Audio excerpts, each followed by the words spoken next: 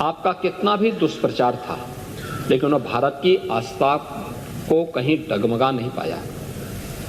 आप लगातार दुष्प्रचार करते रहे और आप लोगों का ये सबसे बड़ा हथियार था। आप लोगों ने इसके लिए बहुत तरीके से इसको लोगों के सामने बहुत नकारात्मक तरीके से प्रस्तुत करने का प्रयास किया, लेकिन आपकी नकारात्मक बातों पे न प्रदेश की जनता को न देश की जनता को ही विश्वास था। और मुझे लगता है कि ये आपके लिए उल्टी गिनती है कि जनता आपकी बात को अब सुनना ही बंद कर दी है। आप देखें ना कि कोई उत्तर प्रदेश का कोई गांव ऐसा नहीं था जिससे बस वहां नहीं पहुंची हो आस्था। नहीं तो ये जो हम कर रहे हैं ना, संभल में भी कर रहे हैं, ये आस्था का ही सवाल है। ये आस्था का ही सवाल है। ये जो कॉरिडोर बन रहे हैं, ये आस्था का ही सवाल है। और उसी आस्था के सवाल के साथ जोड़ने के लिए ही सरकार ने इस आयोजन के साथ जुड़ करके, और ये जो 7,500 करोड़ रुपए खर्च किए थे, केवल कुंभ के आयोजन के लिए नहीं किए थे। हमारे लिए यह आयोजन प्रयागराज जैसी पौराणिक सिटी के सस्टेनेबल डेवलपमेंट के प्लान का, एक व्यवस्थित विकास की एक रूपरेखा तैयार करने की भी थी। और महाकुंभ के बहाने प्रयागराज के अंदर उस प्रकार के इंफ्रास्ट्रक्चर को देने में हम सफल हुए। 200 से अधिक सड़कों का चौड़ीकरण हुआ,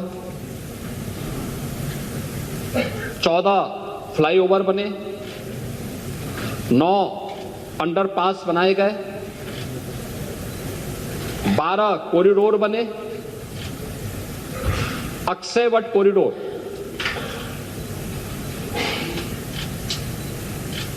बड़े हनुमान जी का कॉरिडोर, सरस्वती कूप कॉरिडोर, पातालपुरी का कॉरिडोर, नागवासी की कॉरिडोर, महर्षि भारद्वाज कॉरिडोर, श्रृंगवेरपुर में भगवान राम और निषाद राज की गले मिलती हुई प्रतिमा के साथ साथ एक कॉरिडोर, जिस किले पे आप कब्जा करवा रहे थे, हमारी सरकार ने कॉरिडोर के रूप में विकसित करते हुए त्रेता युग की स्मृति को जीवंत करने का काम कराया। आपके लिए वोट बैंक था, हमारे लिए विरासत थी। बस अंतर यही है। और आस्था का सम्मान हम कर रहे हैं, इसलिए जनता हमारी बात सुन रही है। जनता को मालूम है कि आप केवल वोट बैंक के साथ खिलवाड़ करेंगे, वोट बैंक देखेंगे और जनता को धोखा देंगे, इसलिए जनता ने आपकी बात को अनसुना किया है। और 27 में भी जनता जनार्दन यही करने जा रही है।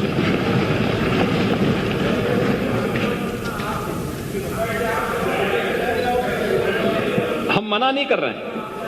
मैं तो आपको धन्यवाद दे रहा हूं कि आप कुंभ में गए, 13 में आपको जाने नहीं दिया।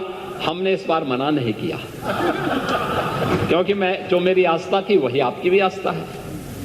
लेकिन चच्चू बहक गए, फिर खा गए गच्चा।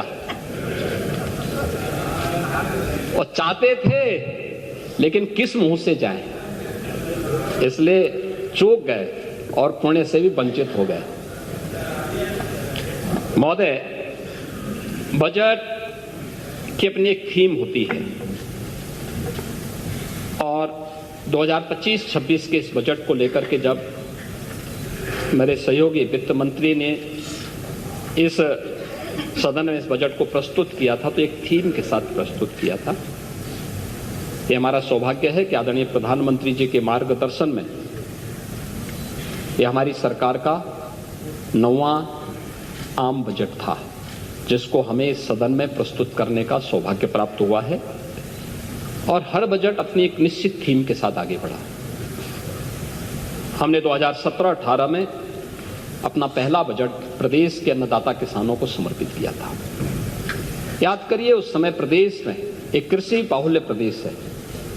इस किसान का अन्नदाता किसान आत्महत्या कर रहा था और उस समय ऋण माफी के एक बड़े कार्यक्रम के साथ हमने बजट प्रस्तुत किया था। मुझे प्रसन्नता है, आज अन्नदाता किसान खुशहाल है, आत्महत्या प्रदेश में बंद हुई है।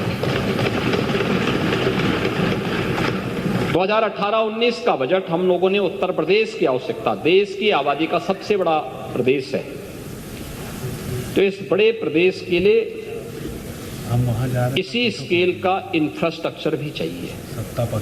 तो हम लोगों ने 2018-19 का अपना जो मूल जनरल बजट प्रस्तुत किया था, वह इंफ्रास्ट्रक्चर और औद्योगिक विकास के लिए समर्पित किया था और प्रदेश का पहला इन्वेस्टर समिट भी हम लोगों ने इस वर्ष किया था। 2019-20 का बजट हम लोगों ने मातृशक्ति, आधी आबादी को समर्पित किया था। मातृशक्ति के वंदन के लिए, उनके अभिनंदन के लिए मिशन शक्ति के कार्यक्रम को आगे बढ़ाते हुए बजट को महिला सशक्तिकरण को समर्पित किया था। 2020-21 का बजट हम लोगों ने अपने प्रदेश की युवा शक्ति को समर्पित किया था और 21-22 का बजट प्रदेश के स्वावलंबन से सशक्तिकरण की थीम पर आधारित था। 22-23 का बजट अंत्योदय से आत्मनिर्भरता के लक्ष्य को प्राप्त करने का था। 23-24 का बजट त्वरित, सर्वसमावेशी और समग्र विकास के साथ साथ आत्मनिर्भर उत्तर प्रदेश के आधारशिला को रखने का, और 24-25 का हमारा बजट लोक मंगल को समर्पित करके राम राज्य की अवधारणा को जीवंत करने का बजट रहा है, क्योंकि अयोध्या में श्री राम जन्मभूमि पर प्रभु श्री राम लला के 500 वर्षों के बाद विराजमान होने की स्मृति को जीवंत बनाए रखने के लिए उस प्रकार के कार्यक्रम के साथ हमने जोड़ा था। और 25-26 का इस बजट को भी हम लोगों ने आदरणीय प्रधानमंत्री जी की ही प्रेरणा से अन्नदाता किसान, युवा, महिला और गरीब को समर्पित करते थे। इसको हमने थीम दी है वंचित को वरीयता।